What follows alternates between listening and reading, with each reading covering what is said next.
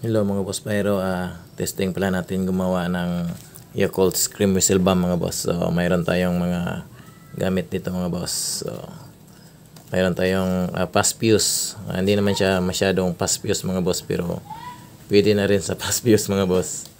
Tapos mayroon tayong chemical, haluin lang natin. Tapos Yakult, haluin lang natin mga boss.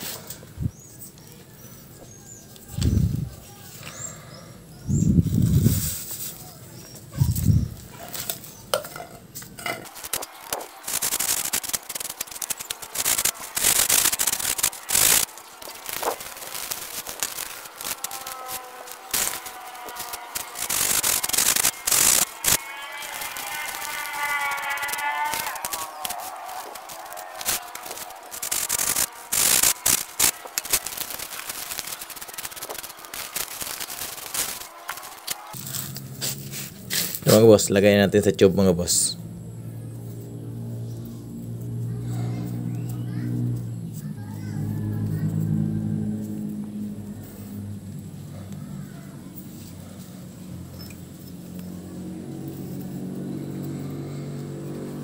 Wala tayong pamukpok mga boss, kaya ito gamitin natin, kahoy.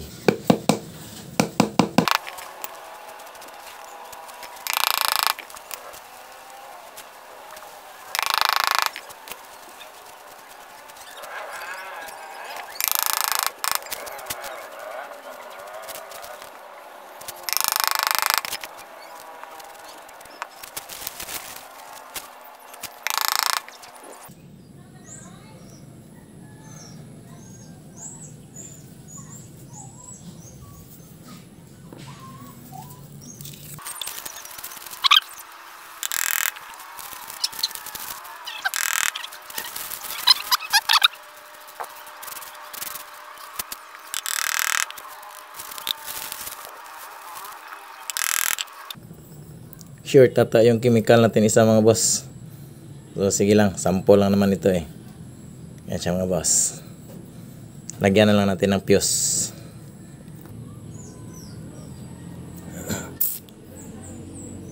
Ito mga boss Pyro, lagyan na natin ng fuse mga boss. Tensya na sa kamay natin mga boss, medyo madumi. Dumi ng pulbura. Yan.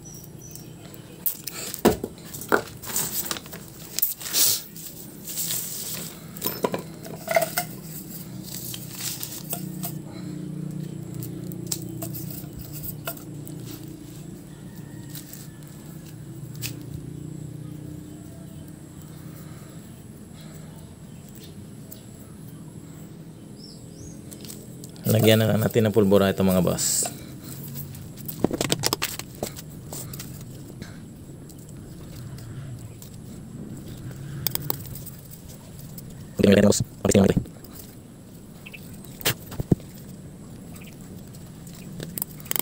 Yan mga boss.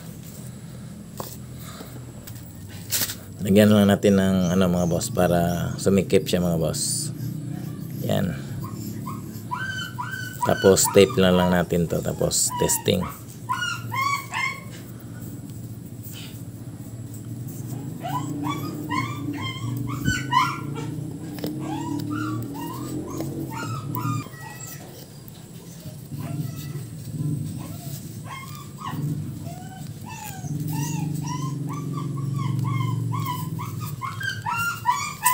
Yan siya mga boss.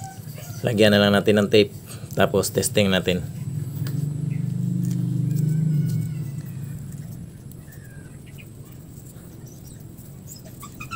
Mabilis ang gagawin lang ito mga boss. Yan. Yan siya mga boss. Lagyan natin ng tape mga boss, tapos testing natin sa palayan. Ito mga boss Pyro, testing natin tong Yakult mga boss. Ito yung DIY na Scream Yakult Whistle Bomb natin mga boss. Testing natin kung gagana ba ito mga boss. Nahin natin tong isa mga boss. Baka ito yung slow fuse yata mga boss, o pass fuse siguro ito mga boss. Testing lang natin.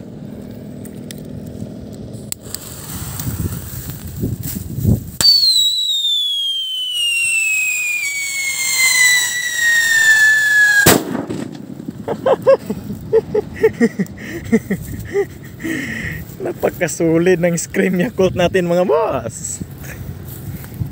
Ito pa mga boss. Itong isa, Scream Yakult pa rin mga boss. Solid gumagana din. Yan pa, yan yung slow fuse natin mga boss.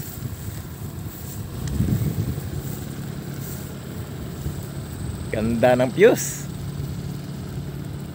January 6 na ngayon.